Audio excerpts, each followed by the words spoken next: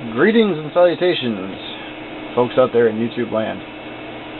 Well, this is another part in the RS6000, the PowerServer 230 series here. So the other day we went through and we did the maintenance level 10 update, and well, what ended up happening is that we installed some updates that we really didn't want to do first, but luckily we had made some backups of things first. So rather than try to correct those old problems, I figured, hey, what the hell, we'll just try updating or restoring from tape.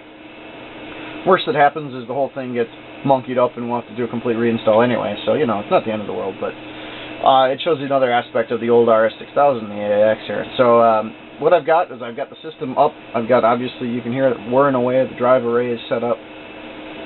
I have just put the tape in. Rather, I didn't just put the tape in. The tape is in. I started it in secure mode, and I've got it on service mode now. It should, theoretically, have booted from tape, or, well, we'll see. From what I remember, it was supposed to show me a screen, but maybe not. And another hard drive just spun up. So, you know, that's good.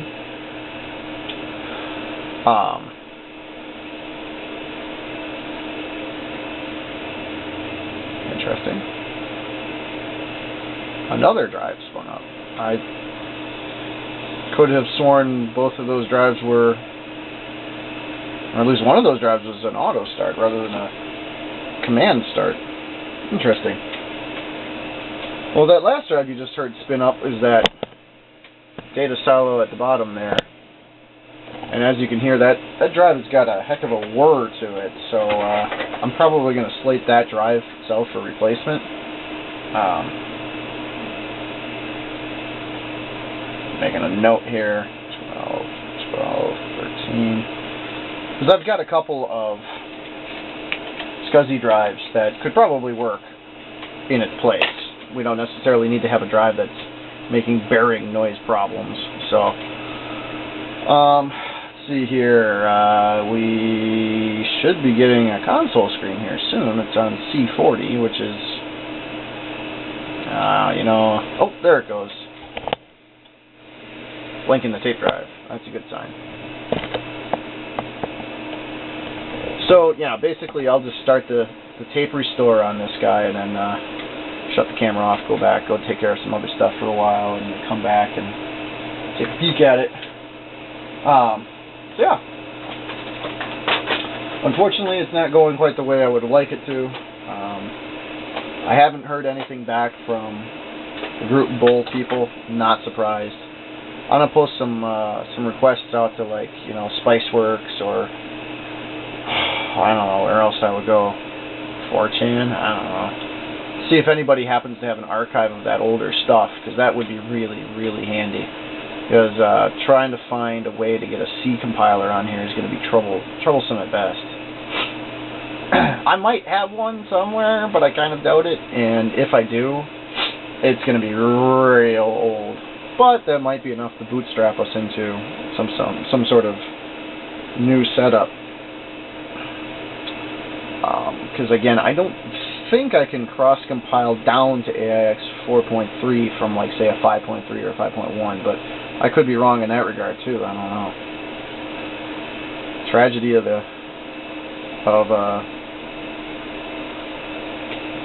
internet, I suppose. I don't know. It's kind of too bad that stuff kind of goes away. Archive.org had nothing on it. Very annoying. Rather, archive.org doesn't keep binaries.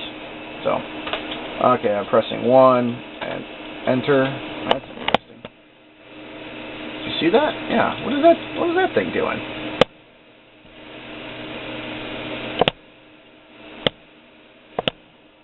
I don't know why I was doing that. That's interesting. Checking file systems, maybe?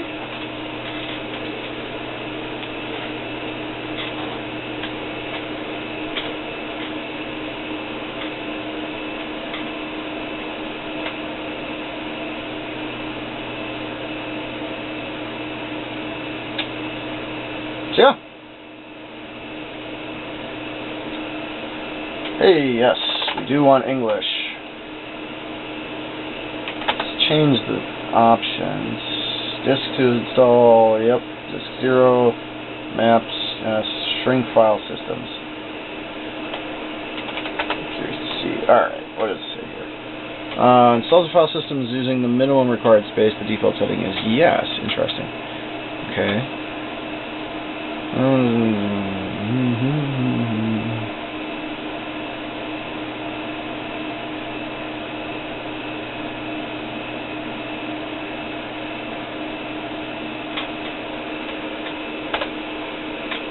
Well, we do want to use maps. I don't think we need to shrink the file systems. That should be fine.